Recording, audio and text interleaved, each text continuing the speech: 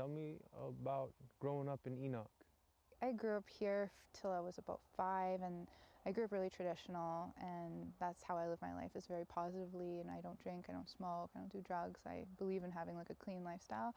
But we moved away when I was 5 to go live in Hobbema, and that's when I lived through all that crap. I lived through poverty and not eating sometimes, and rationing food, picking bottles, and then I lived through a lot of physical and sexual abuse, and I think that's what made me have like really low self-esteem, and it affected me for years. And that's something I just couldn't let go. But when we finally escaped and came back here, it took me years to get over it, and I felt like I was the most worthless person in the world. And I realized one day, I don't want to ever live that life again. And I think living through those hard times, I pushed myself even farther, and that's what motivated me to give myself a good life and push myself in school, push myself in acting and everything that I can possibly do.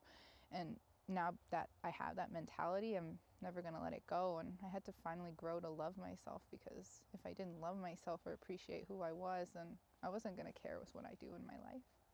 Are you still working through that, or is that something that, you know, motivational speaking is your outlet or acting is your outlet? I let go of all the hard feelings that has happened to me. Like, I can't change it. I can only grow and get stronger from it. That's what I've learned. And now I'm a stronger person because of it. And I don't let the bad things in the past keep me down or keep me upset. I just think about what's going on in the future and how positive my life is going. And I just share with these kids the truth. It's the honest truth. It shocks them and they don't believe it, that I can actually be like this and be in the spotlight after all that's happened to me. I think it's important to share it because I'm a regular human being, and I've lived through tragedy, but I've overcome everything.